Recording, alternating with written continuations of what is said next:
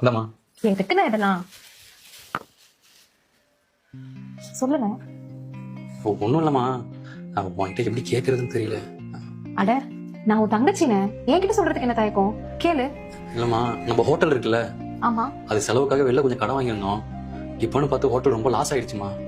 கடங்காரன் தான் கடைக்கு முன்னாடி வந்து நிறைய தொந்தரவு பண்ணிட்டு இருக்கான். நாளைக்குள்ளார மொத்த காசையும் கொடுக்கலன்னா கடை எழுத்து மூடிடும்னு சொல்றாமா. அண்ணி என்னாச்சு? நீங்க அழுறீங்க?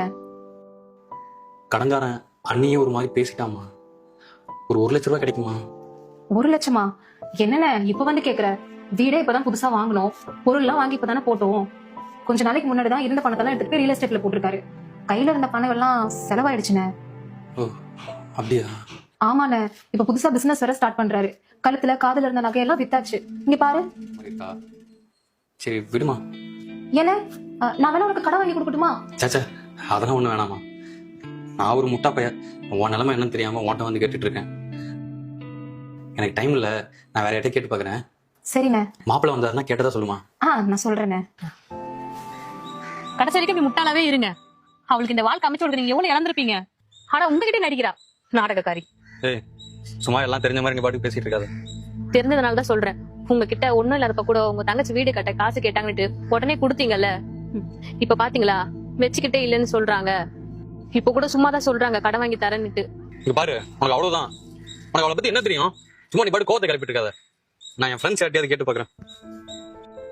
போனை தங்கச்சி வீட்லயே வச்சுட்டு வந்துட்டேன், அப்ப எடுத்து வந்துடுறேன். நீ இங்கே இரு. ஏய் யார் வந்துட்டு போனா? எங்க அண்ணா வந்தாரு. அண்ணனா? என்ன கூப்பிடவே இல்ல? கூப்பிட்டா மட்டும் நீங்க வந்து என்ன பண்ண போறீங்க? ஆமா, என்ன கையில கழுத்துல நகையில எதுவுமே காணோம்? எங்க அண்ணன் பணம் கேட்டு வந்தாரு, எல்லாத்தையும் கலட்டி வச்சுட்டு காசு இல்லைன்னு சொல்லி அனுப்பிட்டேன். ஏய் அறிவு இருக்காடி உனக்கு? நல்ல மனுஷன்டி அவரு. உனக்கா எவ்வளவு கஷ்டப்பட்டுருப்பாரு, கல்யாணத்துக்கு எவ்வளவு செலவு பண்ணிருப்பாரு, கடன் வாங்கிருப்பாரு. ஹெல்ப் பண்ண குறைஞ்சா போயிடுவ.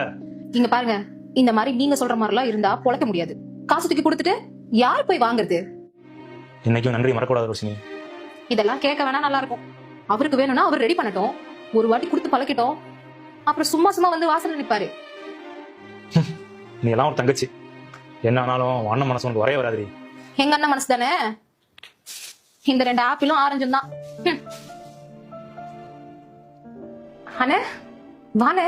வாங்க மச்சான். ஒண்ணும் இல்லம்மா, இந்த போனை விட்டு போயிட்டேன், அதான் எடுத்துட்டு போலாம்.